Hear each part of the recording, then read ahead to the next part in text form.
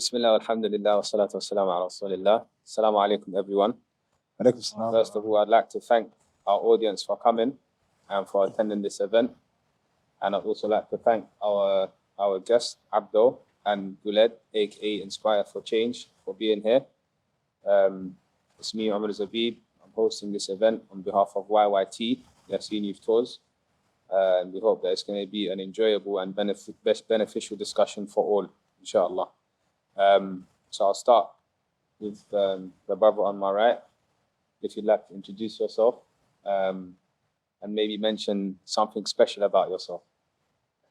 Okay, hello everyone. I am very pleased to be here. Thank you for inviting. My name is Abdu. I am from Sudan. I born in Western Sudan, Darfur. But I grew up in Chad.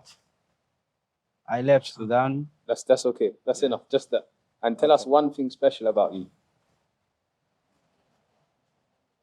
Like what? Anything. Something special about you. Are you humble? No, I can't do it. Yeah, I don't have any special to talk about that. Maybe.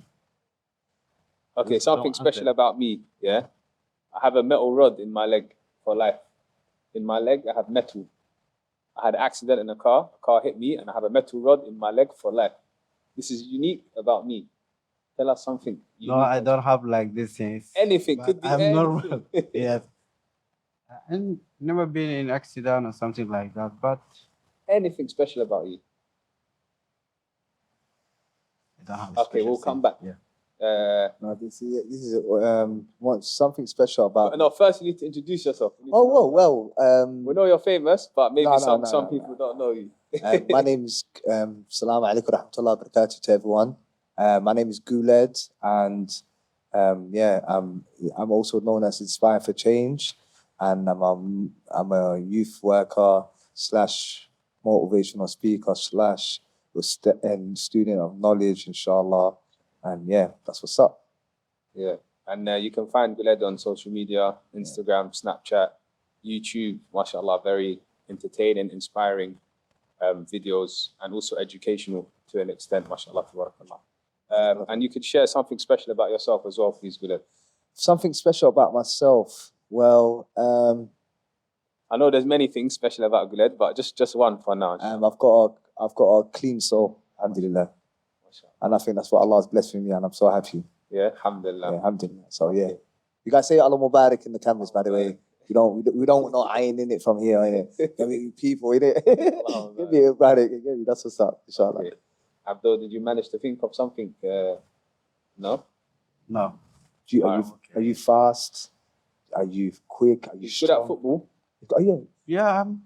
Yeah. Sometimes I play football, but not perfect. Okay, Allah But just for training. MashaAllah. Yeah, I play football. Okay. This is my special. Okay, good. So what I'm going to do throughout today's discussion, I'm going to be asking questions to both Abdu and Guled, inshallah, and I'm going to get answers from both of them. And just so you guys know, the reason why I decided that I would want to hold this event is because I feel like now in society, it's almost as if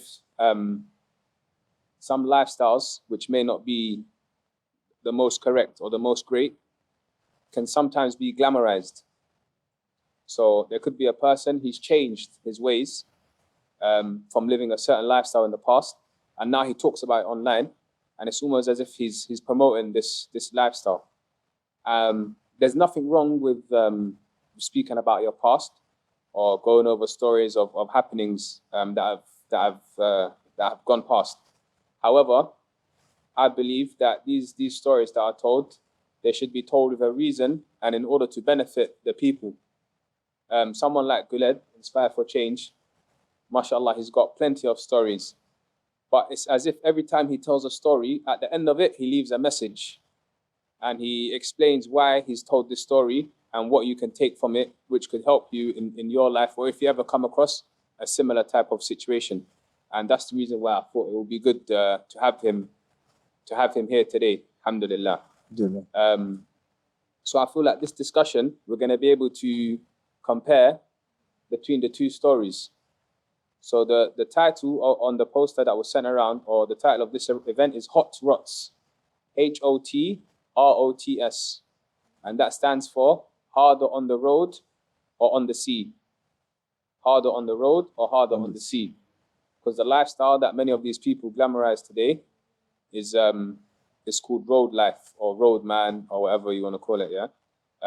So that's why I decided to do that. And Abdu, as you'll find later, he's someone that came to the UK via the sea. So we have one man who's had a journey on the road and another man who's had a journey on the sea. So let's see if we can decipher which one's harder and understand a little bit about the two of them via their story, inshallah. So I'm going to start with Guled. Tell us a little bit about yourself, like in brief. You know, where were you born, where were you raised? And all right, cool. I was born in Djibouti. Yeah, Alhamdulilah. I didn't know that. I know, but I'm originally I'm from H.O.T.R.O.T.S. I'm from Somaliland. Okay. Because of the war, and my mum also, she had me, and then she gave me birth to me in Djibouti, and I came to the UK 10 months old. Alhamdulillah. And yeah, what else can I say? What area were you living in? Well, I was living in Manchester. I was living in Moss Side. Moss Side. Yeah, Moss Side is my area. Alhamdulillah. Yeah, so I was living in Moss Side for like 5-6 years, and basically came to London. Once.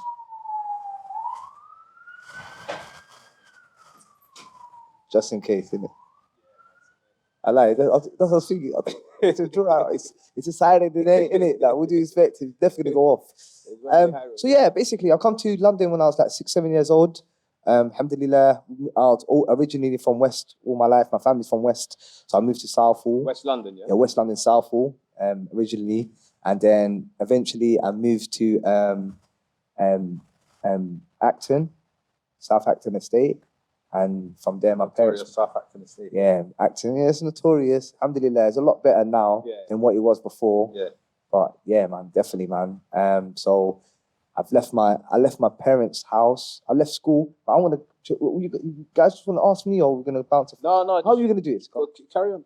So basically, obviously, I moved to Southall. So the age of 7, unfortunately, I got kicked out of primary school. And from there, I went to another school, and then they kicked me out again straight away. Then they excluded me from every single school. So I was literally housebound most of the time. So this is primary school, yeah? Yeah, this is primary school. So this is really annoying for mum, because mum can't go out, do her cleaning job or do her little caring job or something. Like, she's thinking, why is he here? Everyone else is at school, but why is he here? But obviously she put up with it, but it was a burden, innit? You know what I mean? Not a burden, obviously I'm a child, innit? But it was just a bit too much for her, you know? So eventually I got to the age of 10, 11. I tried to enroll into a secondary school. But unfortunately, they told me you're banned from every secondary school in West London. Before you could even apply? Yeah, I've never been secondary school in my life. It's deep, innit? So I'm like, huh? So you're too much. I said, really? So they told me, well, I'm all right, cool. I'll wait outside. Don't worry. I'll make the kids' life harder. That was my mindset, innit? Cause I didn't know, innit? I was just angry with the world, innit? You know. And the thing is, what people need to understand is, like, my parents, in it, was first generation coming from East Africa, you know, and war-torn Somalia, you know, and it was very hard for them. So, like, we can't compare the parents to this day and age. Don't get me wrong; they have more trials and tribulations for their kids in this country, but it was very hard for the parents to understand the government, the culture, and stuff like that. So, whatever a person standing there tells them, they have to listen, because they're seeing this one white person, wherever it may be, standing them for, so they're thinking it's authority. So we can't even override their word, in it. So whatever they say is gold. You know what I mean? So yeah, man. So that was very hard for her. So anyway, fast forward now, I end up going to a tutorial. It's called like a study center, and it's certain a unit. It's like a unit. And funny enough, I went there with one of my friends that's here right now, Alhamdulilah. We was like 12, 11 years old, literally. Yeah, literally, we went there. That's how we met. Again, obviously, we met up a bit before then. Alhamdulillah, do you know what I mean? I think today they call it, is it called Pru today? Pru, yeah, that's it, Pru. What do you call like, if like someone in school is like proper bad and they can't have him in the school, they send him. Pru. Is it called Center? Center, Pru? Pru Unit Center, yeah. Study in West, in West London, it was study centre, innit? Okay. It was only in West, because I ended up going to North, and I went to a Pru in Bounds Green, Wood Green area. So I've been to a few places, you know. So as I went through there, I ended up getting, obviously, because I had so much time on my hands, I was doing too much mushkila, too much problem, you know. And then, you know how I put the Arabic in there, you see that? No problem, bro. Well, you gotta see that. But anyway, these times now, yeah, so I ended up thinking, you know what, I had too much time on my hands. And we used to go study centre like only a couple of hours a week. You know, it's not like fixed. You come in for a day for only 2 hours, then you cut out. So the rest of the day, you're thinking, what am I gonna do? So I got myself into trouble. And then unfortunately, I got myself arrested for something really silly. It was like shoplifting, something silly, you know. How old was you at that age? I was 10. 10 years old? Yeah. And it's just, I was getting games from my brothers, innit? Because I knew they was in school, so I wanted to surprise them. So, were they older than you? Yeah, older and younger. Okay. So I was just a middle child, you know? Okay. So as that happened, and Umar, and basically... Let's pause you there. Sorry. Did I say government? Right? Did I say government? No, not because of that. No. Just because I want to unravel the story slowly, innit? So we can touch details. This is just meant to be like a brief going over. Okay. Abdu, you see the way that like Guled gave us a bit of an explanation about how his growing up was? You think you could do the same? Yeah, a little bit, not too much. Yeah, go on. Yeah. Just make sure you speak into the mic, yeah? Okay. Yeah, I was born in 2002. But I grew up in Chad, in refugee camps. But my family still lives there. Was you born in Chad? No, I born in Sudan. Okay. But I left Sudan in 2003 because of war. And then, but I raised up in Chad. Chad, where in Chad? In which city? Chad, no city, in camps, refugee camps. In refugee camp? In refugee camps, yeah. Okay. But my family is still living there. Your family is still there? It's still living there. But I decided to let them to come to Libya. How long were you in the refugee camp? Since maybe 15 years, I've been in refugee camp. For 15 years? 50 years. You spent 15 years there? In refugee camp. In the refugee camp? Yeah. Is it houses? Is it apartments? It's tents, just tents. Tents, yeah, just tents. But I decided to leave that camp because we have problems with the government and the revolution people like us. Yeah, even though we have a problem about the curriculum, that's why we can study there. That's why I decided to leave the camp to come to the place called Tina in Chad also. I've been there like 8 months, something like that. After that, I came to Libya. From Chad, you went to Libya? Yeah. From Chad to Libya. To Libya, yeah. How did you get from Chad to Libya? Did you fly? Did you? No, it's come by car. By car? I crossed the desert. Crossed the desert? Yeah. Was that a long journey? It's probably like 1 week. 1 week? 1 week, yes. It's 1 week. Did you go alone or by yourself?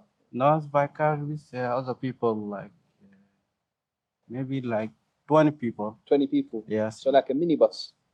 No minibus. It's like, called what in English, I don't know, but it's like small car. A small car? A small car. Does it have 20 seats or? No. It's no seat. No seats? No seat. It's just in. Just flat? Just flat, yes. You take out the seats? Yeah. So that you can put more people in? Yeah, more people in, yeah. Yes, it's more dangerous, but Like maybe we spend in the desert like 1 week, and then we arrive in Libya. Yeah, I stayed in Libya 2 years. Where were you in Libya? Do you know the city? Yeah, I travels. Trablus. Okay. Yeah, I've been in travels like 2 years. That's Tripoli for the English speakers. Yeah. Tripoli, yeah. Tripoli, yeah. Okay. Come to I'm not wrong, am I? It's Tripoli, right? Yeah. MashaAllah. yeah, and then I left Libya, came to Italy by boat. By boat, yeah. Yeah, Serious, man. How many people were on that boat? so 130 people. 130. Yeah, in one boat. Yeah, crossed in Italy in 2021. How long did it take to get from Libya to Italy, from Libya to Italy? Yeah. 1 week also. 1 week was In the water, yes. 1 week in the water. in the water. Yeah, Food, drink nothing. Just we have water. from the sea. Yeah, no, nothing. You bring water with you. Yeah, we bring water with us, but no food. Yeah, just drink water. Yeah, and then we come Italy. I'm from Italy to France. I come by train. Alhamdulilah. By Yeah. train. By train. Alhamdulilah. It's winning. Okay. And then I'm not sure. I stay in Calais like 2 months. Calais. Yeah. I've seen Calais, yeah. Been in Calais 2 months. And then I came in the UK 1st June 2021. 2021. Yeah. Okay. Yeah, this is my journey. Wow. Okay. Thank you for sharing. Yeah. Yeah. Inshallah, you're gonna share more details. It's gonna be more interesting for the people. Yeah. Maybe inshallah. Yeah. I'll If there's any like questions you don't want to answer or you feel like it's too personal, this is for both of you, by the way. Yeah. Okay. Guled, No, obviously it's already fine. know Yeah, this. it's fine. Okay, well, If there's anything that you don't want to answer or you feel like it's too personal, just say I'd prefer if I don't answer that question. Okay. It's not a Inshallah. police station, so we don't say no comment. You can Okay, just say alright. I prefer Yeah, not to cool. answer that question. Yeah. And also the audience as well, just so you know, it's an open discussion. So everybody's free to ask any question at any time. Just put your hand up, inshallah, and we're happy to take your questions. Or if you want to save it to the end as well, then that's fine. Okay, so going back to Guled, you said obviously primary school, you got kicked out and they weren't accepting you anywhere. And then at 10 years old, you got arrested. Yeah, correct. That was the first interaction you had with black police? And No. I was interacting with police from the age of 7, 8. Okay. Easily. Like, but obviously, that's the first time that I got a criminal record. Okay. Yeah. You know, it was sort of something stupid, you know. But back then, we used to do so much petty things, innit? And so, anyway, as that happened, my mom came to collect me from the police station. So I was so worried, you know what I mean? Like, I was so worried and concerned that my mom's going to be so upset with me, you know. Not okay, because it's ab, innit? It's embarrassing, innit? Yeah. She's thinking, and plus she had to travel all the way to central London. I don't know what made me go all the way to central, but I went to central, two man up. But I went with a guy called Mohammed, Okay. Iraqi guy. Okay. But Mohammed was like 12, 13 years old. So he's the one who talked, said, right, I got a little move for us today. Well, really? I said, right, yeah. I said, I've got a dream car. I've got a dream car to come. I'm going to get us some games. I said, yeah, them man, they're in school. So I think while they're in school, go do your thing. When they come back, surprise them in a way. What was that for? A Dreamcast, yeah? No, like 5, 6 games in it, sides. They all stacked up. So I stacked them up all together. Just the reason why I mentioned that, just in case, we have to know, some of our audience, they're a bit young. They might not know what a Dreamcast is. Blood You don't know what a Dreamcast is? You Have don't know you guys heard Dreamcast? it? Todd, ain't you heard of Dreamcast? Okay. Yeah, Dreamcast is like, it's like Xbox back in the days, basically, isn't it? That humbled me, you know. It's not Wow. PlayStation, but it's on the same, yeah? We can Yeah. say that. Yeah, and then Nintendo 64. Nintendo 64. And errors, Dreamcast, yeah. And just slap it in like, it's crazy time. So anyway, I got the games, alhamdulillah. Not alhamdulillah, but obviously man end up getting the game. Oh man. I'm not but I got the games. As I got the games, boom, I was making my way out of the door, and then before you know it, again me, stop there, sir. So they grabbed me from here and said, what are you doing? So they take me to the back. So what I done was I took my hat off and I put the game here and I put the hat back on. So now I've got the hat with the circle, you know? And obviously there was just normal plain and not plain clothes and officers, and then yeah, I end up getting arrested. Then from there, just end up becoming a pattern.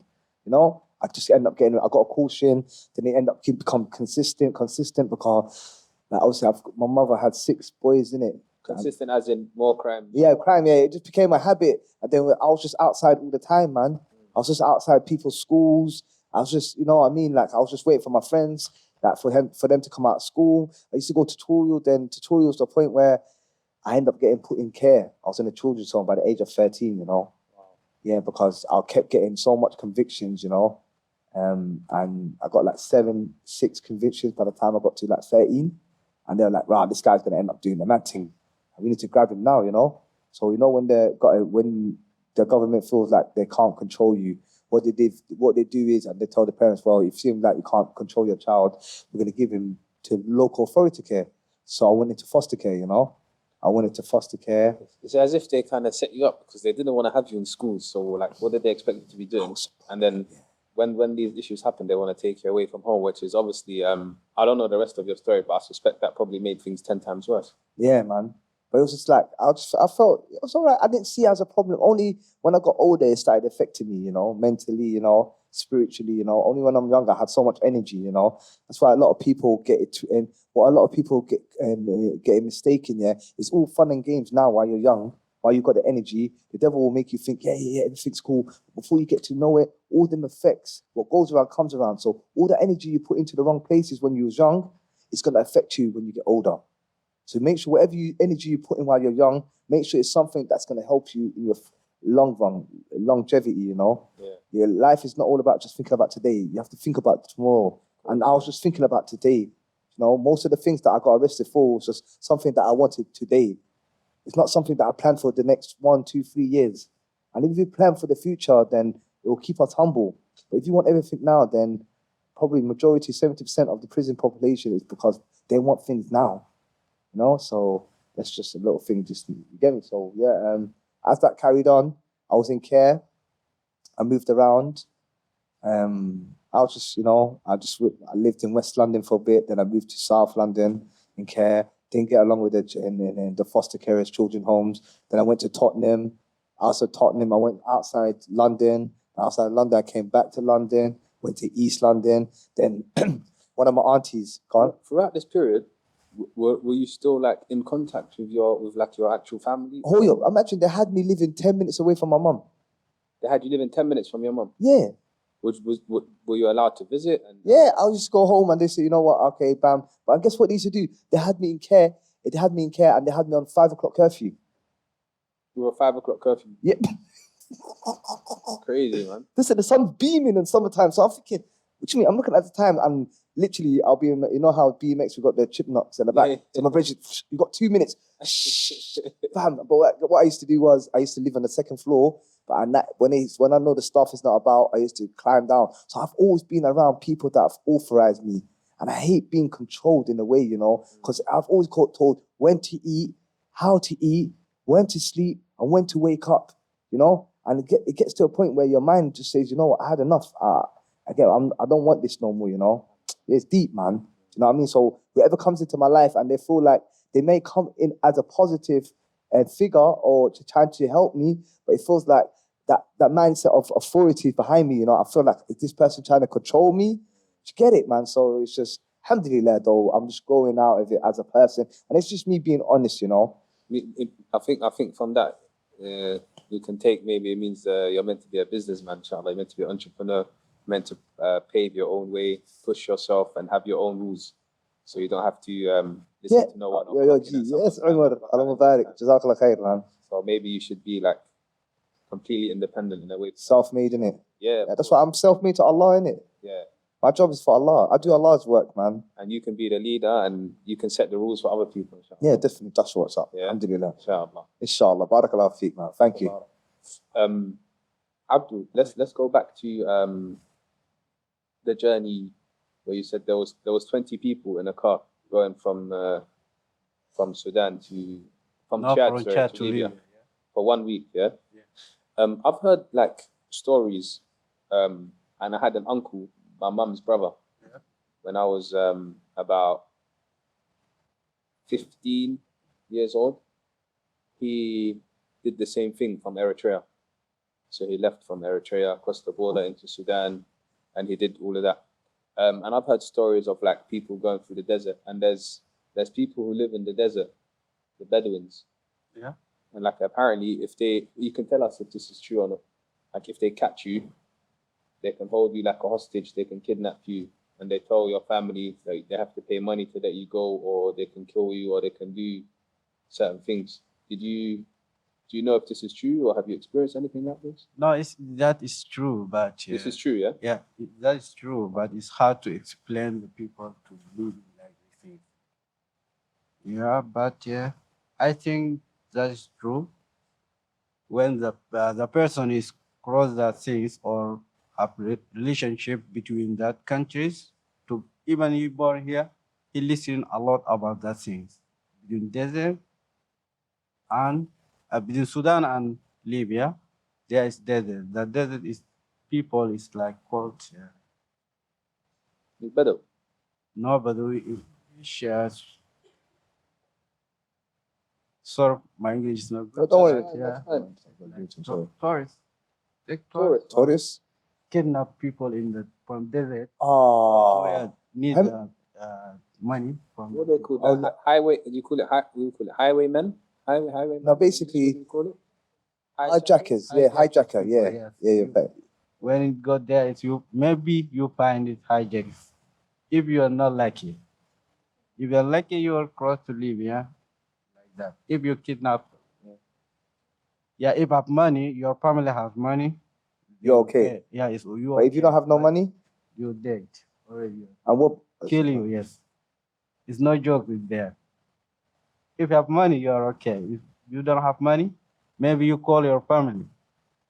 If you don't have numbers for your family, They're gonna kill you. God save you. Yes, You're gonna kill you. they're gonna kill you. Yeah.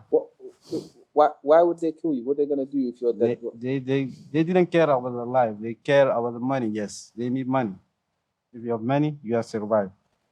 So when you was coming, you didn't experience this. You didn't see them. They didn't stop you. No, but I've been arrested in Libya when I Once you arrived to Libya, yeah you got in arrested. Iraq, yes, without reason. When we are like group of people we are going to the dinner time.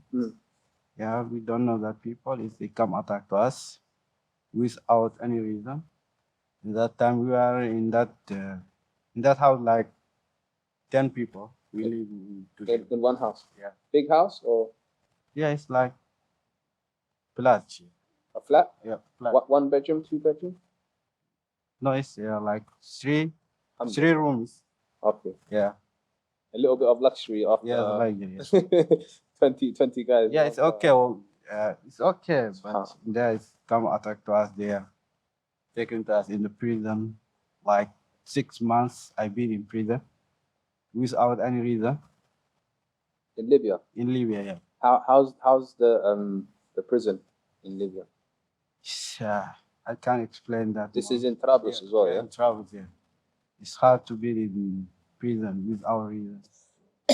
You have a bed? You have a bed in the prison? No bed, no blanket, just your clothes you wear.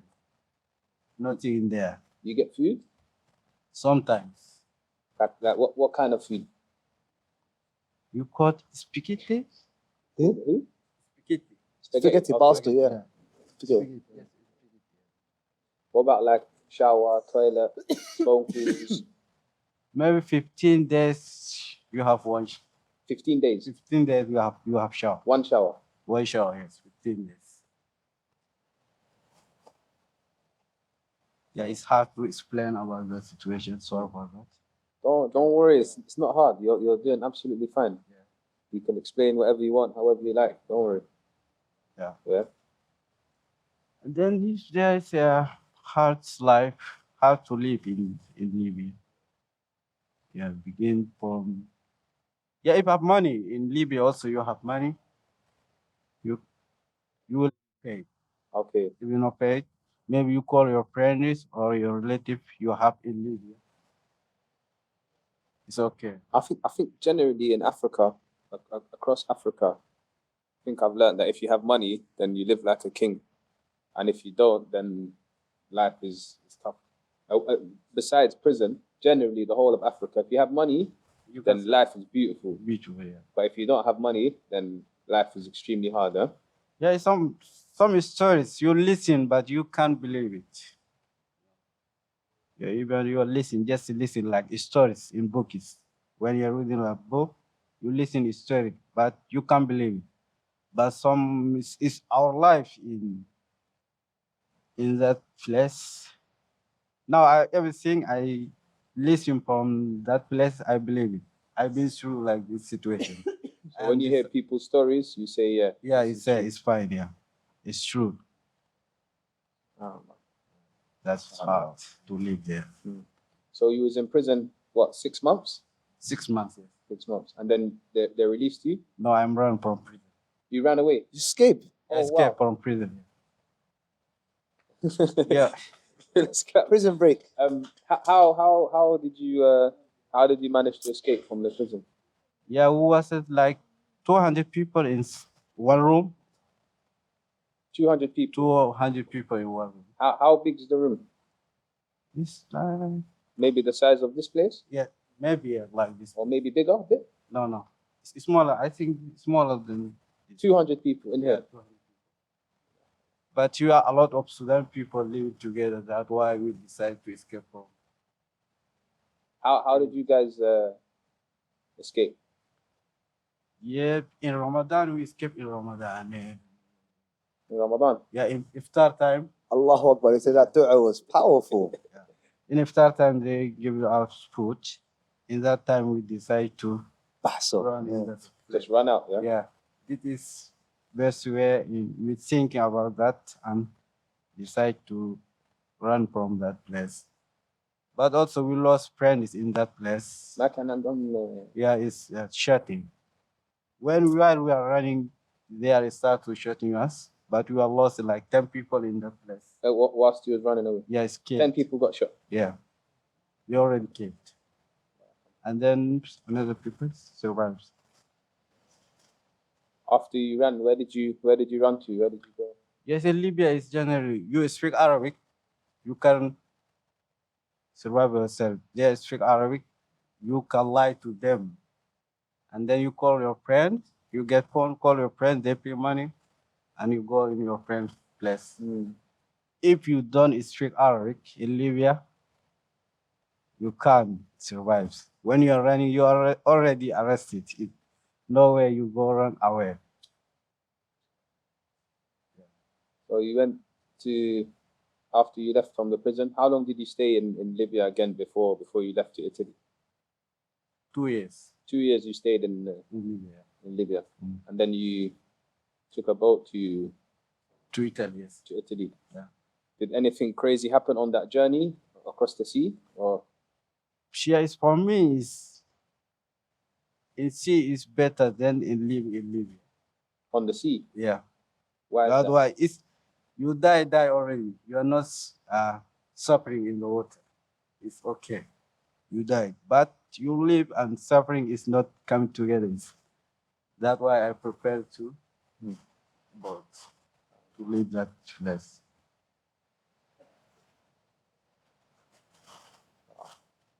Yeah, it's hard. Yeah, but it's okay. I can accept that. That is our life. We're trying to get better from that place to another place to survive. He's a strong man. And Allah about it. I just wanted to ask him one question. Go for it, bro. I was wondering, when there was what was it? How many people on the boat? How much did you say? 130. Oh, come on, how many of them were females? Women. Women like 5? Oh, that's 5, yes. 5 women. deep. But 2 of them, they are pregnant. SubhanAllah. They did 1 week in the sea. 1 week in the sea. They made it to Italy. They okay? Alhamdulillah. Yeah, they are happy. They're okay. You Yeah, see they're them? Do you know the people? They say, see the 130 people. One last question. 150. Are they still? Do you have still contact with them? No. It's everyone's for themselves. Yes, next. Yeah, just maybe sometimes you see in post in Facebook, yes. You might see them on Facebook. Facebook, yeah. You not contact all of them. Yeah, a lot. They're all around Yeah, the you- world. Every place you still you make new friends. There are a lot, like Yeah. 2,000, 3,000 people. Yeah. You can't connect. Yeah, can't keep them contact. all. But don't you have someone special? No, sorry about that. No, Yeah, no, yeah, no. yeah. I have. Don't you have one friend, like one special friend? Like, yeah, we made it. Like you Yeah. grow up. Ain't there one friend back in Sudan? You say, you know what? We have to go together. No, like that one. My best friend I lost in boat. Oh, my and then best how do you stop? No, child. I mean, it's Yeah, I tried 3 times. I think it's 3 times in the sea. The second time is my friend is You tried 3 times in the sea. yeah. What do you mean? 3 times try to cross the Mediterranean Sea to come with that. So there was times you went in the sea and then you came back to Libya. Yeah. Why? there's no way. No way they come to arrest you in the water. And they take you back. Take you back, yeah. Yeah. Take you back. In that time, before you go to prison, you run away, escape from them. Yeah, when you arrive in prison, you can't escape from there. It's also After 3 times you made it. yeah, Italy. I mean. Where in Italy were you? What city were you? I went to Italy recently. Yeah, actually, the place called Sicily. Sicilia. Yeah, island. Okay. Yeah. My uncle, the one he went through this, he's in Italy now. He went from Italy to France to London. He was here. Then they put him in prison, Sweden. Now he's in Italy. He's in what's the city where he's in? Not Milan. He's close to Milan. The city for Juventus. What city is Juventus? I don't know many. Turin. He's in Torino. Yeah. Turin, Torino. yeah. Yeah, he lives in Turin now. Yeah. Yes, Torino is, I think, it's good place. It's all right. London's a bit better, but Torino is a bit. You'd be surprised. It's a little bit ghetto there as well. Say London is you understand is good, yeah, but you don't understand it's hard to live in London. Say that again, sir.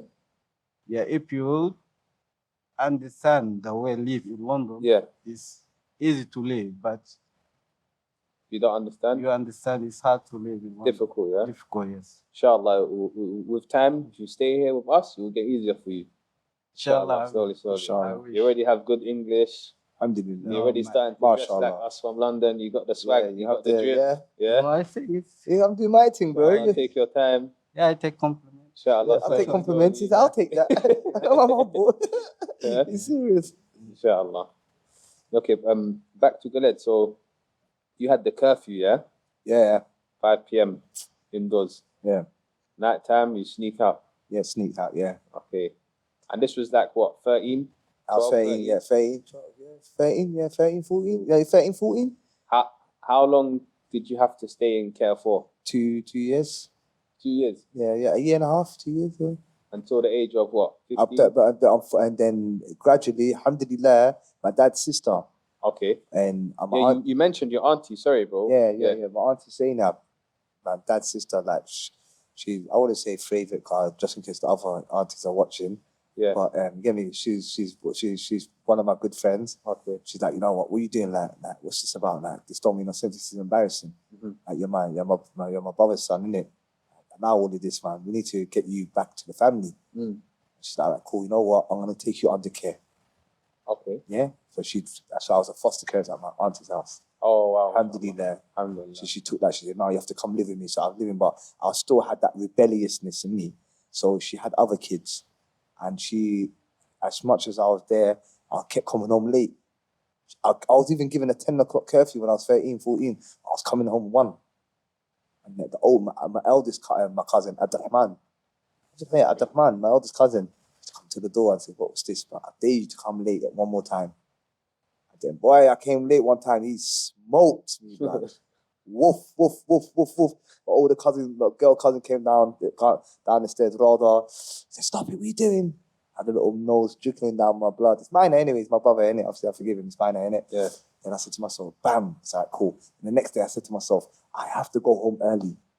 And bro, I didn't go home early. I looked at the time, it was 11. I said, no, it's long. caught the train back to West London, knocked at my mum's house. The mum let me in. Mum's mum, you know, she's gonna look at you and say, "Oh, come inside." Yeah. And your mum love you, come inside. She's like, "Come inside. What's this about?" Then I said, "You know, I'm not going back to East London." I'm not telling her, but now I understand. My family was only trying to discipline me. I was thinking they was trying to control me, as I was saying, and I was so used to being free, you know. And someone telling me what to do is like, I can't register it, you know. So, alhamdulillah, fast forward, I ended up going to Somalia. I went back home. I didn't me, yeah. No, carry on. I ended up going to Somalia, and there's some stuff like I ended up catching some cases. Yeah. Yeah, when I was like 14. Okay. I caught some cases, boom, I got like 6, 7 street robberies. And then, because that's what we used to do back then, innit? Lick people phones. We used to go for like £200, 250. They never used to get blocked. Boom, give it to the local kebab man. Before you know it, he ships it wherever he has it. That's cool. That's cool today. That's called G-checking, isn't it? What's the G-check? G-check. That's what they call it now. What's the G-check? So basically, if you like if you see someone in the street, and then you basically stop them, say, "Hey, what's your name? What ends you from? Whatever, and then you. Nah, we was doing civilians, man. Oh. Yeah, man. You see that brother come? You see that the white man with his briefcase? I'm not condoning it. I'm ashamed of what I've done, but Yeah. you used to see that white man come off that station, hide behind the bush, see him, yeah? Come out on him straight away, lift him, give me, make sure the one that we give it to you is the fastest. So you take it, gone. So if anyone get back, at least we got the thing. So he runs with the laptop, whatever, whatever. Anyway, fast forward, it just became a habit. I ended up being friends with a few people in Southall. My good brother Yusuf, you know what I mean? That's cool, you know what I mean? He was more, laid back, you know. He always but I was just active. I always wanted to be in the streets. And it's a thing where I didn't want to go home. Do you know what I mean? I still want to go home for some reason. Because it's like I felt claustrophobic. And I know a lot of people are watching this right now and say, I know how you feel. Like once you walk into your house, you're thinking, I just need to get out of here, man. Like, do you know what I mean? And I said, yeah, just be outside. I used to do like all-nighters, you know, for like a week. Stay at my mate's house for a whole week, just go missing for a whole week. And then I come back to my mum's house, she would see me with new clothes. Yeah, I could see like, she'd be like, new clothes, new trainers and stuff like that. She'd be like, where are you getting this from? My friend bought it for man. That was the biggest trick in the book. I got it from my friend. My friend has a lot of money, so I got it from him, so I can just bust keys from my mum straight away. Then it became a habit. Then before I knew it, I went to Somalia because my parents were so worried that I would end up going to prison. And they're thinking, once you go to prison, that's it. All sorts is going on in there. Do you know what I mean? And so I knew I went to Somalia, you know. And before I went to Somalia, I went to go see my dad. Was he here? He was here, yeah, man. Okay. He was here, man. He was living in Hackney. Okay. You know what I mean? He was living in Hackney. I was living with him for a bit as well, but unfortunately I got kicked out from the school from around his area. So it was just long. Anyway, fast forward, my father, I spoke to my father. He's like, you know what, Guled? I said, Albo. I said, Dad, you know what? I'm going to Somalia today. Huh? Why are you going to Somalia? I said, my mum and dad were separated, you know?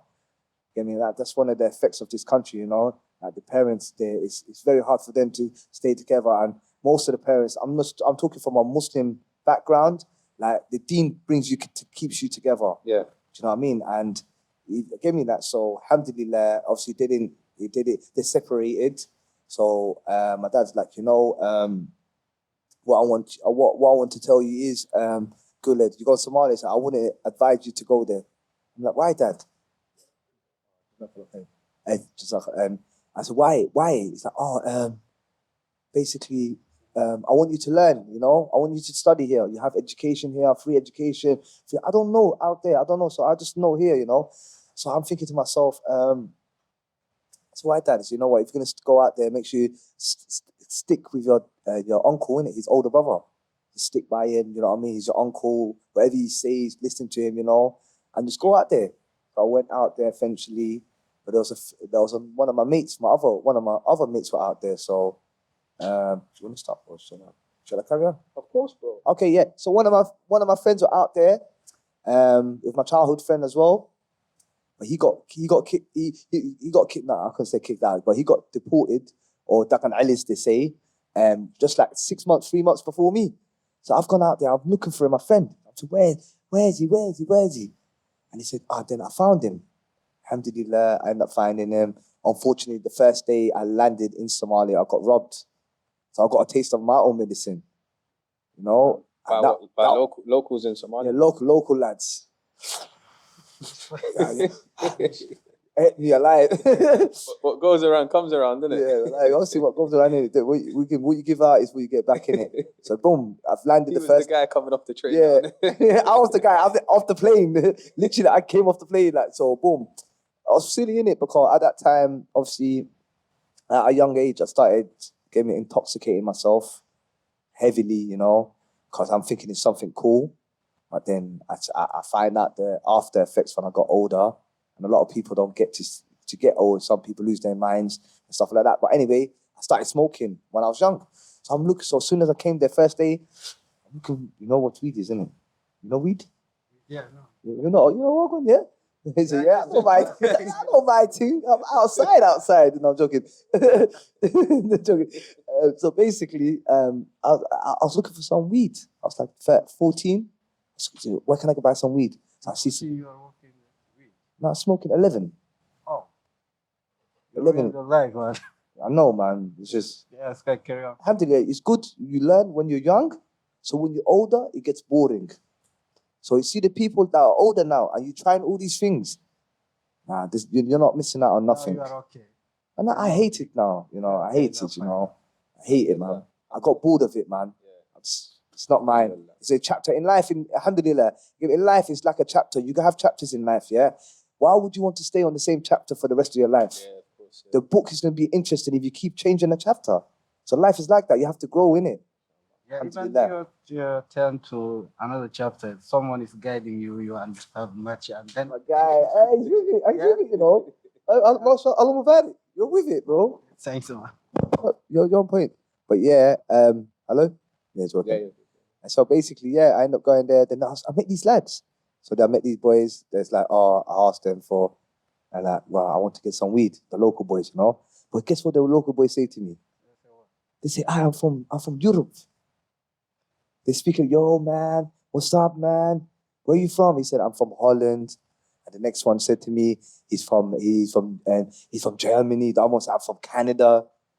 I said, all right, cool, no problem. I went with them. They said, yeah, just talk to me, you know, we're going to chill. There's going to be a few girls here, stuff like that. They just told me what I wanted to hear. Before I know it, they took me to a dark place in the middle of nowhere. It's called H.O.T.R.O.T.S. In Hegesa, it's called H.O.T.R.O.T.S. H.O.T.R.O.T.S is just where everyone, habaglers, glue, people that sniff glue. It's a bad place, innit? It's not good, innit? So they took me through there, but I don't know this place. Anyway, fast forward, they grabbed me, they attacked me, they grabbed me, they put me on the floor, they take out everything out of my pocket. The first time in my whole life I've been robbed. So my head, I'm scratching like this. I'm thinking, oh my days. I'm thinking, whoa. This is what it feels like to be the victim. Yeah, I said, what? I was thinking, wow. And I'm thinking, wow. So I got up, alhamdulillah, they didn't do nothing for me. I was not bleeding or anything like that. They didn't stab me. Like nowadays, these people just stab get me out of fear most of the time. You know? But that's another topic, innit? But yeah, anyway, fast forward now. End up getting along with the city. I'm gonna cut a long story short. 6 months down the line, I went to a wedding, and one of the boys ended up being one of the boys that robbed me. I end up seeing him there. In the wedding, yeah? Yes. Ooh. So I told my cousin, this guy, he robbed me. He said, this one? He said, yeah, this one's my little brother. I'm thinking, no way, bro. I said, yeah. So basically, that was his half brother. So he was family. So he came up to me, he kissed me in my head. He's like, I'm sorry. I'm sorry, man. I'm sorry, please, man. Please, man, you're my brother. I forgive him. Samah. Samah, for the sake of Allah, you know. Forgave him, and before I knew it, I came back to the... But whilst I was there, like, unfortunately, I lost my dad. Whilst he was in Somalia? Yeah, man. Allah yarham. Allah yarhamhu, man. Do you know what I mean? So I was thinking, rare. I couldn't believe it, you know. I got a phone call from my dad's sister and my mum, and they were chilling together. I'm like, you lot, what's going on? You're meant to be beefing, yeah? Yeah, what's going on? Like, you lot are moving beaky. Like, you guys never come together, you know. I'm thinking, and then they kept passing the phone to each other because none of them wanted to break the news to me because they knew how close I was with my dad. So they boom, boom, boom, boom. Before you know it, my cousin, brother gave her the phone and he said, hello, yeah, good, I've got some bad news. Yeah, your dad's passed away. I'm like, what? I'm like, nah, you guys are capping, man. Come off my line. I hanged up. And then she rang me back again, capping. I said, you lot are capping. I said, no way. Then I chilled that day. The first day, nothing. I don't remember nothing. Only the next day I cried. That day I was numb. I didn't feel nothing. But then the next day when I wake up, I came home to my granddad's house. All the kids came running. Guled's back, Guled's back, Guled's back. And I think, why are they running around? Went to the main, the front room, the living room. Guled. What? And my granddad said, come sit down. I want to tell you something about life. He said, Guled, in this dunya, people come and they go. But there's akhirah. Yeah? Mm-hmm. I'm looking at my granddad, I'm thinking, where are you going with this? I said, I said, what? I know my dad's dead, you know. Who told you? I said, my auntie told me. I said, cool. I said, I went to sleep. I woke up the next day. I said, was I dreaming, bro? I said, what's that? I said, man. Then I started crying. I said, I said, you know what? I need to get back for the funeral. I need to get back. And then I begged my auntie and Asha. My auntie Asha from Manchester, yeah, my dad's other sister. And she was there. Alhamdulilah, she was there, you know. It was qadar, you know. She's like, Guled, don't stay here. Guled, I want Guled to come back, man. There's nothing here for you.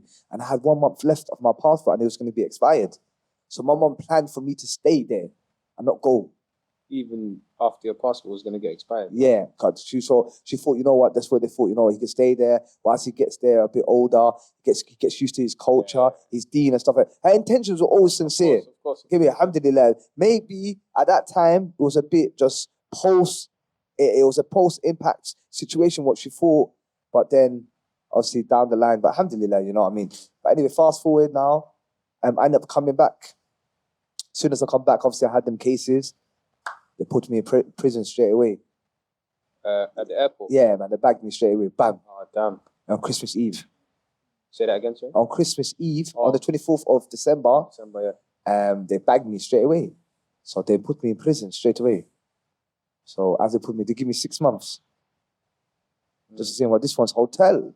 Yes. Relax. The prison here is it's nice, yeah? Now, compared to what he's saying, relax, happy. Get your own room, your own TV, bed, food. Everything you have ready. Maybe even mobile if you're lucky. This is not prison for us. I know, but your mind, they lock your soul. They give you everything, but your soul's still locked. But your soul's free, but your mind's locked. You know, it's not worth it, man. Prison. That's why they say freedom's priceless. You know, you can't put money on your freedom, on your health, on your time. You know, these things you can't put money on them. So yeah. So anyway, fast forward. Then it just ended up becoming a pattern. I end up going in and out of prison, Abdul. And then as soon as I go out to prison, I spent maybe 7 years in prison. Altogether, yeah. My life. Different sentences? Or? Yeah, different. I went 3 sentences. And there was 1 remand, but 3 sentences, yeah. That's so 4 times. 7 years? Yeah. You spent 7 years in prison? Or? Yeah, no, 7 years in prison. Oh, okay, wow. Yeah. Because in the UK, like if someone's given a 7-year sentence, you would serve half. So basically, let me break it down. So basically, I got 6 months, but they give me 3 months. So 3 months in prison, 3 months outside. So next one, I got 30 months. 30 months and 15 months in prison, 15 months outside. And then next one, they double it. I got 5, then they double it. Then I got gimme, and then it just adds up. Ended up being 7 years. Yeah, man. I just done the calculation. 7.5, 7, yeah. Wow. Is there a question? Yeah, go for it, Isa.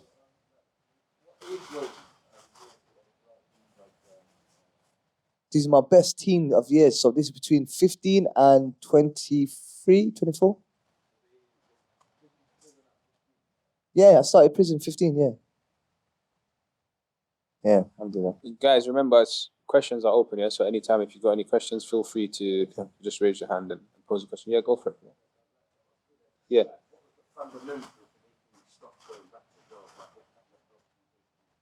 Yeah. When was that the turning point? Yeah. Powerful question. What stopped me from going to jail? I realized, man, that everything's not what it seems. How old was you at this point? Sorry. Well, when I realized, Yeah. I would say, I'll say I was 24, 25. And were you in prison or outside at this I point? was outside, You was outside. you know. So I you, realized- by this age, you've been to prison. You've been yeah. to Somalia. You've been in the streets. I've been banned from my whole. everything. I banned from school. So as soon as you come out of prison, what people don't understand, you see, when you come out of prison, being in prison is one step. Coming out is another step because you may have enemies. But alhamdulillah, I didn't have no enemies. And you get me, alhamdulillah, I didn't have no enemies. You may have enemies. You may have certain things. So when you come out, you got license. You can't leave the country. So you're still in prison when you come out. And you're going to be forever under control. You have a curfew. Get me, you're going to be, it's deep, man. You have to report. You report. They're going to end up putting you in a different area where your options live. Get me, like, complete the area because they don't care. You can tell them, but once you tell them you're involved in gangs, that means they're watching you heavily. That's why it's crazy, you know. But at the age of 24, 25, you came to like a realization point. No, conclusion. Yeah, I came to a conclusion. Like, you know what made me wake up was when I came up because I'm still selfless. You know, I'm a very selfish guy. Alhamdulillah, that's one thing Allah that's gifted me with being selfless. Alhamdulillah. But I realized that all these people that I'll put my neck on the line for them. When I came up, the energy wasn't the same. It's like people are competing with you. People that you think that are your brothers, even family members, they will compete with you, and you think, what's the challenge? The challenge is against poverty. It's not against each other. You know, why are we challenging each other? And we're meant to be a unit. And we're meant to make each other grow. And ever since I was young, I used to take my friends to the gym, and they could. One of them passed away, but two of them they can see right now. There used to be three of them, and we were 16. So I used to take them gym one at a time by myself. So I was always on building my people, you know. So when I came out, I felt like no one wanted to build me, you know. No one didn't want to put water on me so I can grow. Get me? So I'm thinking, is this what it is? Then I see family moving funny. Then I said, this can't be dunya. This can't be life. I don't want this life because they're gonna change me, and they're gonna make me what they are. And I don't want to be like that. I want to stay how I am. So what did I do? Asalamu, you know. I said, no more, man. I said, safe. I end up getting a cleaning job. I humbled myself straight away. So from making $1,000, $2,000 a day, you know, and I was making certain money in it from here because I was selling stuff from the age of 16, and then from making money and earning money to humbling myself and saying, you know what, I want to be a cleaner. Not just because that's the only job that I can get. I've got videos right now. I said, alhamdulillah, like maybe 4 or 5 years ago, I'm scrubbing the floor. And I've got it like that. Alhamdulillah, I'm happy. And I look at that video, I looked happy, you know. And I was walking past people that I used to get money with or I used to hang around with, and they're thinking, why is he so happy? I said, you know what, there's more than, I've got tranquility in my soul, you know, and that's priceless, you know. You know what I mean? I don't need to look behind my back. People are narrow. People can't even walk down the street with their kids. And that's not life. I was so happy, humbled myself. Then the more I've done that, I said, you know what? Let me look into certain things. I ended up going to the railways. I got my certificate, PTS in it, personal track safety. Done that for a bit. I had my personal training qualifications as well from prison, but I didn't know how to get into it, you know, because I was not used to working in public places and stuff like that. I could work in prisons and stuff, but in public meeting, do you know what I mean? Day to day, 9 to 5 people. Forget working in a public place. They didn't let you go to secondary school. Just function in society. And I was so lucky to get qualifications. I was not even meant to be on that course. Because Allah had gifted me as well with my tongue, I spoke to the PO, and that's the guy that controls the gym. And he looked at me, and I was up north. I was in Wayland. Get me, in Norwich. He looked at me, what? He said, yeah, and I told him, where are you from? I said, West London. What, Chelsea boy, yeah? He made a little joke. I gave him a little banter. I said, get me on the course, please, sir. Like, get me, like, I want to, I don't want to come back to jail. Do you know what I mean? And then he said, oh, no, I want to see what I can do. The course was starting the next day. He put me on. Everyone's like, I was waiting for that course for 6 months, for a year. How come he's on? Then, alhamdulillah, I end up getting that. Then I end up meeting an amazing woman, Hannah Wharton, an Irish woman. Big her up, man, 10 times. Wallah, big her up, Hannah. Big up Hannah, man. She's a goat of the goat, bro. So I've come in now. As soon as I come in now, I had my interview. And even now, she even tells me, like, I've been at this working as a manager for a gym, yeah, for 15 years. And I've never ever seen someone do your interview. So she see me get up, so enthusiastic, so passionate, so energetic. She's thinking, wow, like, this guy's he wants this thing. She gave me the opportunity. The other managers used to try to pick on me. She used to go to them, don't speak to Gula like that. If when you approach Gula with manners. Gula would do whatever you tell him to do, but it's the way you tell him to do it. Then she realized me, then she knew my mechanism, boom, boom, boom, boom, boom. Before you know it, I was working there for a bit. And then, alhamdulillah, man. That's all I can say. And this, this life was just, life started to get better. You just stuck to like being on the straight and narrow. Yeah, man, that's not like I've never even right now I may have people that may be still involved on the roads and stuff like that, but I know my limits and stuff, and I know how to protect myself from certain environments. So I will avoid myself from going somewhere because I know how I'm going to be acting, you know. So I don't want that because not like I can't control myself, but why would I put my hand in the fire? Like, why would you do that? Like, the devil's stronger than us. The shaitan, I don't care who you are. Yeah. The shaitan is much stronger than us. So don't put yourself somewhere and try to test him. Because remember, it's his job to do, and he's always on job. He never misses the day. Do you know what I mean? So, get me? So, yeah, man, stop. Thanks for sharing that. My guy. Appreciate it. My brother. And like, ever since then, alhamdulillah, you managed to like... Yeah, alhamdulillah, ever since then, I've been keeping my life together. But obviously, it's not going to be like a straight ride. There's going to be bumps on the way. Tests and tribulations. Even now, there's still tests and tribulations. But whatever test comes in your life, whatever you do, Allah's put that test to make you stronger. Like, it's either going to break you or make you.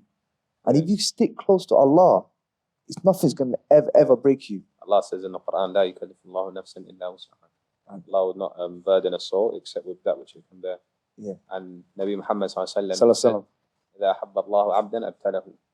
Or in another riwayah, إذا أراد الله بعبد خيرا أبتله. So if Prophet Muhammad sallallahu he said, if Allah wants good for his slave, he will give him tests. And if he loves his slave, he will test him. And I take them tests with honor. And I think everyone...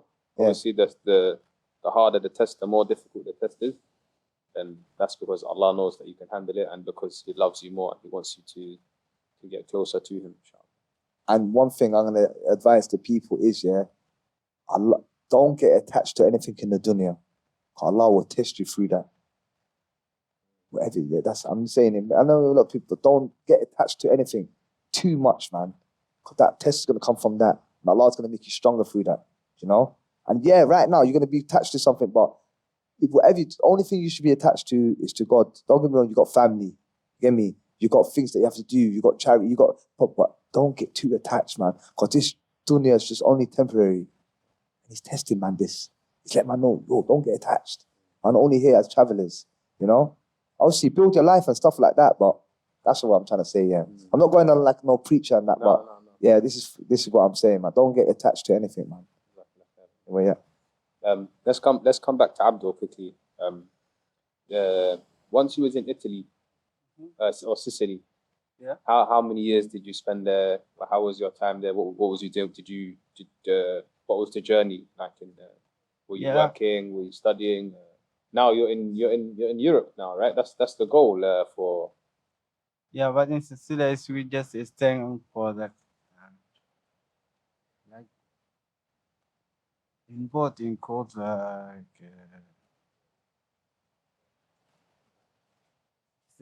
This one is Corona time is putting you like 14. Sorry, try to speak into the hello.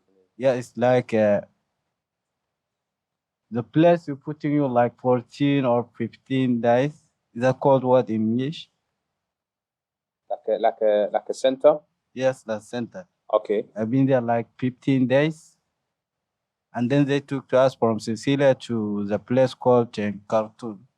Cartoon, yeah. Khartoum, yes. Cartoon. Khartoum. In Sudan. In Sicily, yeah. No. Is it? Oh, the Initially- cartoon in Sudan as well. No.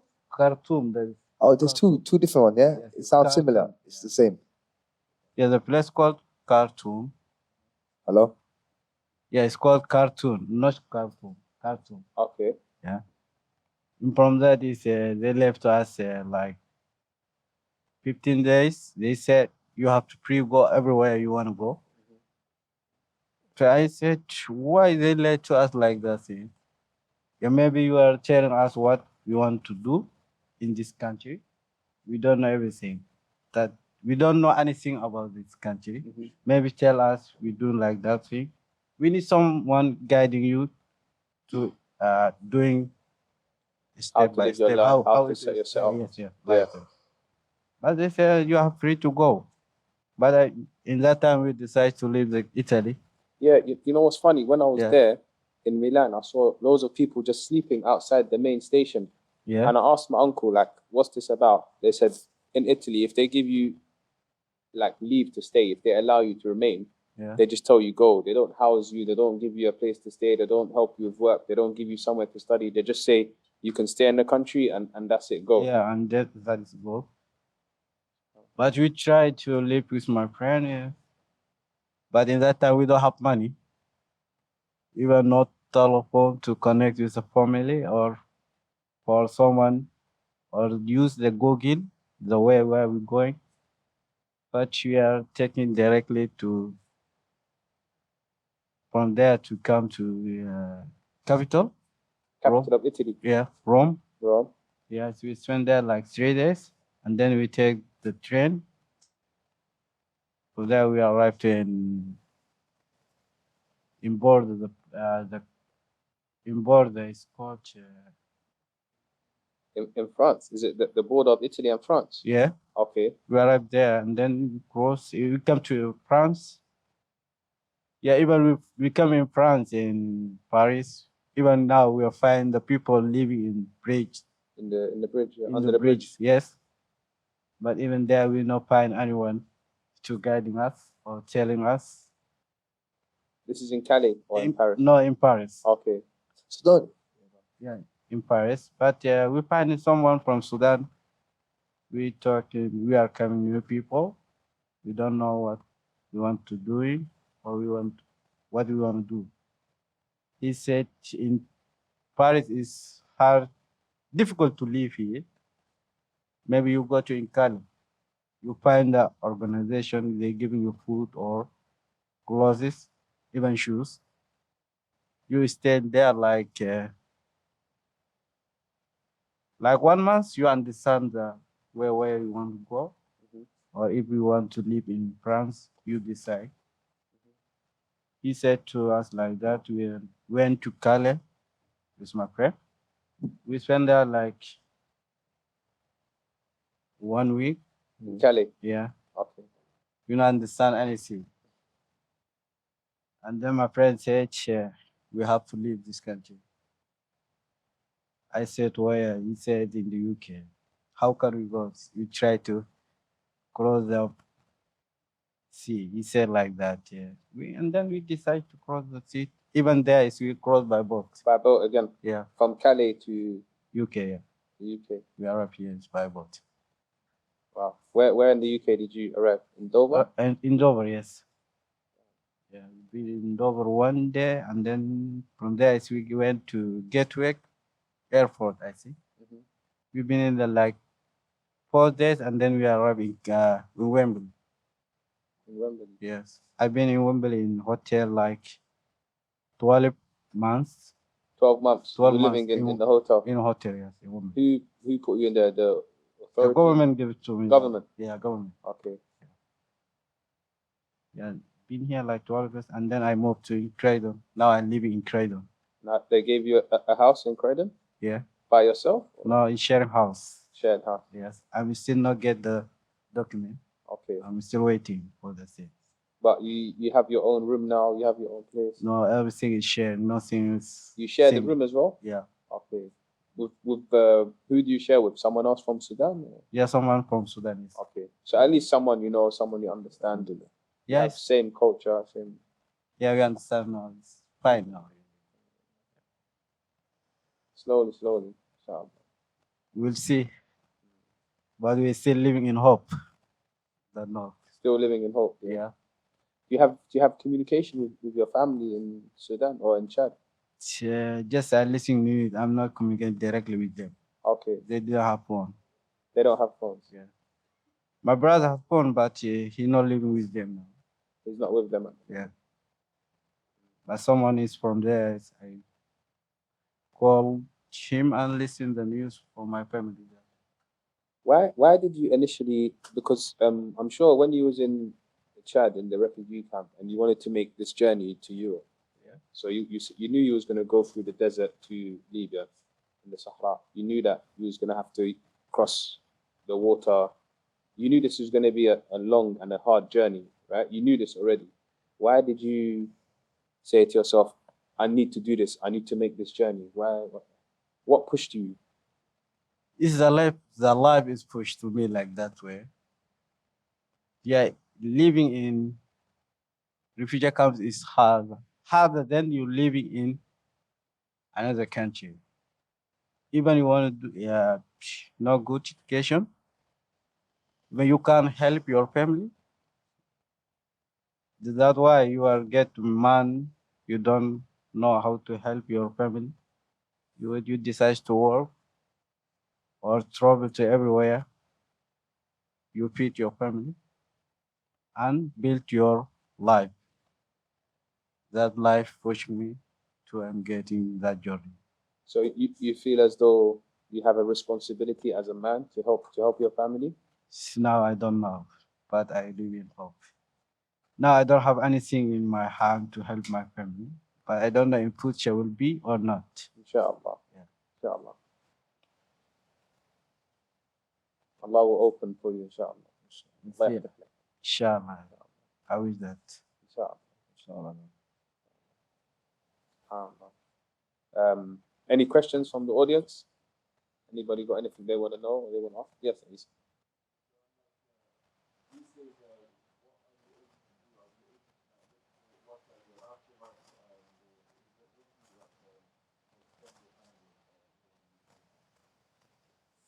At the moment, I'm just studying in the course.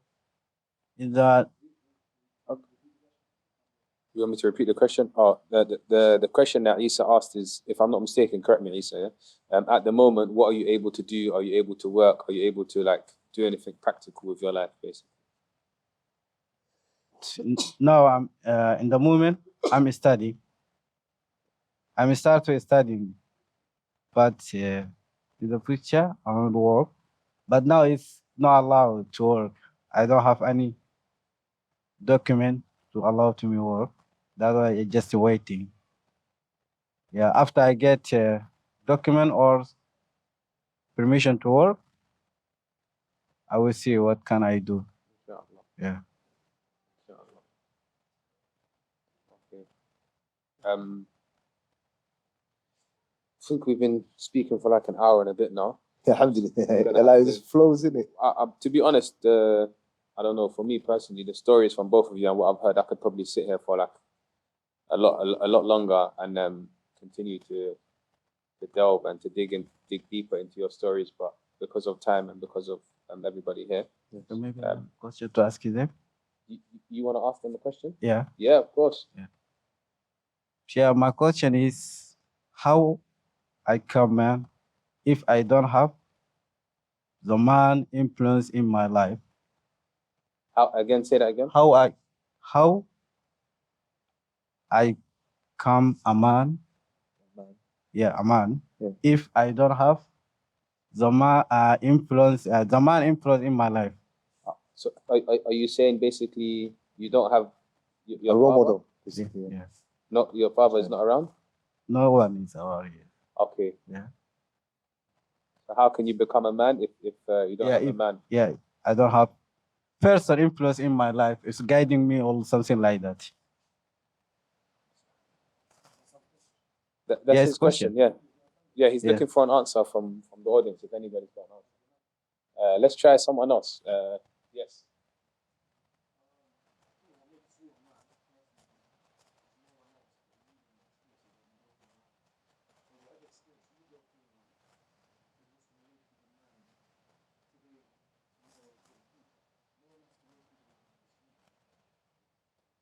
I'm just gonna. Thank you. The brother gave an extremely good answer, but because we don't have the microphone, I'm just gonna repeat it here so that our viewers can hear as well. He said the experiences that you live and what you go through. I'm paraphrasing, by the way. Yeah, the experiences that you live and what you go through. That's what's gonna make you a man. So although you don't have any role model figures in your life, the experiences that you go through and what you've been through, that's what's gonna make you into a man. Have I done justice to your answer? Yeah. Thank you, man. That's one answer. Anybody else? Abdu? Lisa?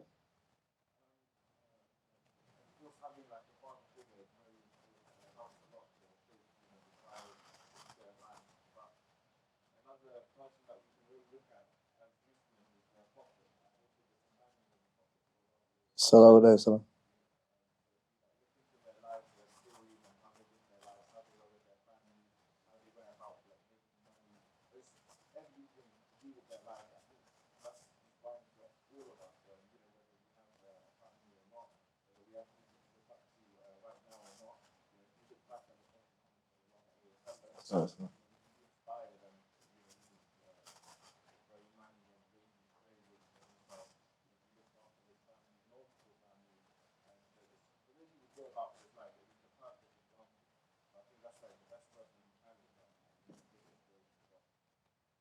Thank you.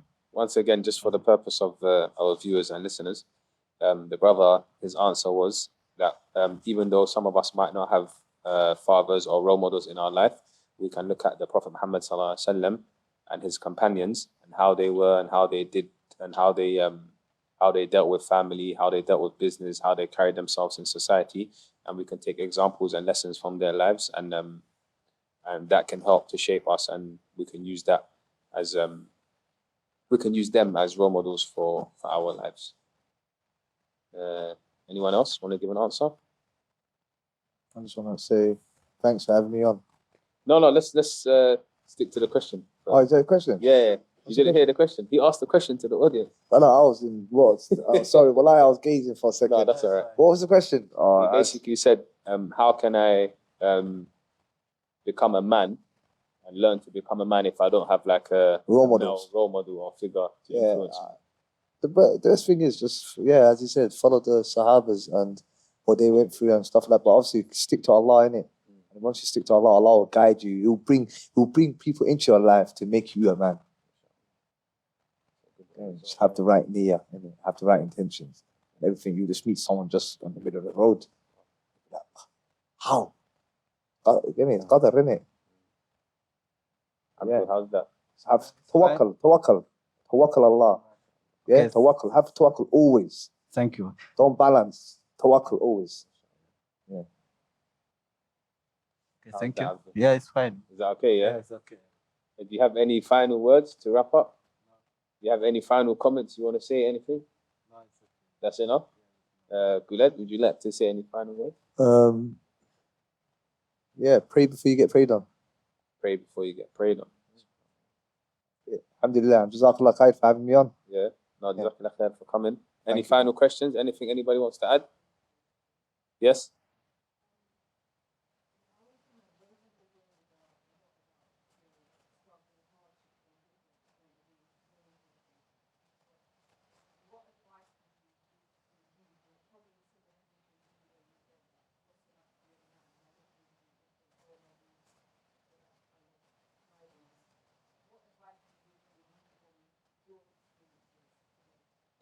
Okay, just for the viewers again, let me repeat the question. The sister's asking, she's aware that both of our guests have had different struggles and different experiences in their life, but based on that, what advice would they give to the youth who may be struggling with other difficulties or with similar difficulties today? What advice would they give to the youth?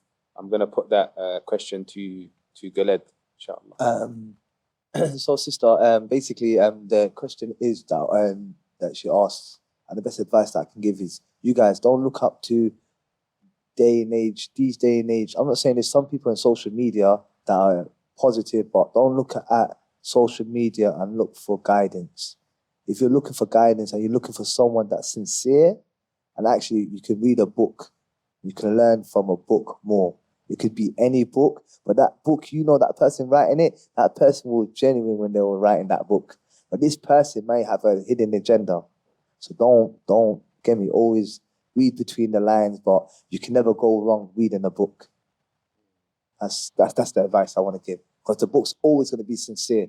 But this other person, you never know, they might be sincere, but the person behind them might have a hidden agenda, so that will stop the barakah and the blessings. But the book that you read, obviously it's not all books. However, the book you read, you know that person, what they were writing, they were passionate about what they were writing at that time, so you can take that in more. That's just my opinion. Thank you. All I say is don't forget your background. The people there is need your hands. Don't forget your background.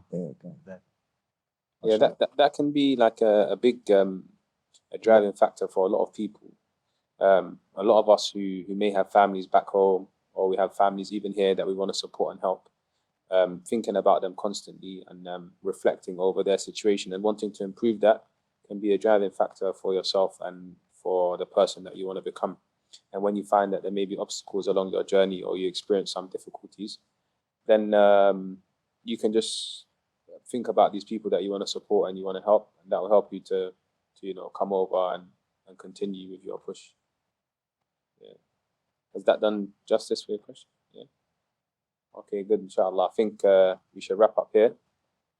Maybe we can have another opportunity to host either Guledo or Abdu again in the future, or maybe some other guests. If anybody knows of anybody that they think that would be good for this type of event or this type of discussion, then please leave your suggestions, and we'll definitely like to take them on board, inshallah. Maybe the plan for this event, to be honest, it wasn't meant to be something that we want to do continuously, or we want to make a regular event out of it. But alhamdulillah, we've got a decent turnout today, and I think the discussion has been quite fruitful. So maybe we can make it something that we can do continuously. Inshallah. Yeah. May Allah put barakah in it for you. I mean, may Allah allow people to learn from it and grow from it. I mean. سبحانك اللهم وبحمدك أشهد أن لا إله إلا أنت أستغفرك